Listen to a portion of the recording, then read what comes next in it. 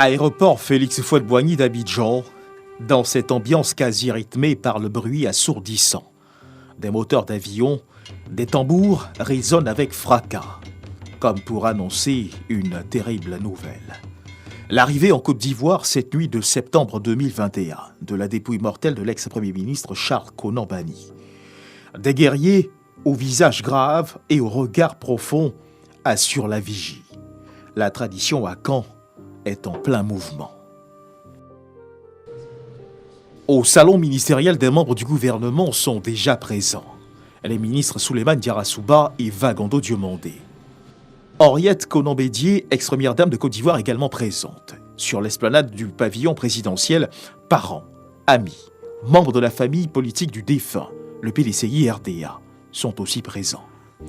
19h, passé de plusieurs minutes, autour de l'avion en provenance de la France, de se poser sur le tarmac de l'aéroport Houphouët-Boigny d'Abidjan. La famille biologique reçoit le réconfort des personnalités présentes.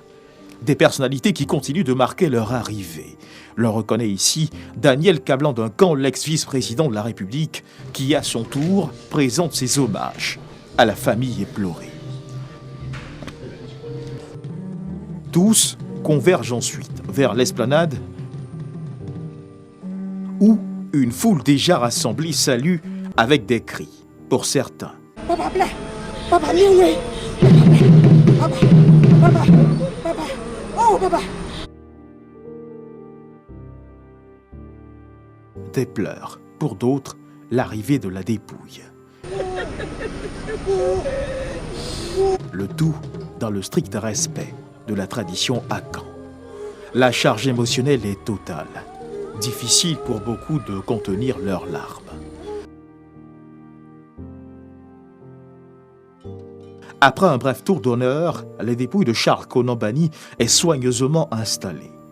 Les prêtres, par une somme de prière, demanderont à la Vierge Marie d'intercéder auprès du Père Céleste pour le repos de l'âme de Charles Konan Banny, ex-premier ministre de Côte d'Ivoire, ex-gouverneur de la BCEAO, la Banque centrale des États d'Afrique de l'Ouest.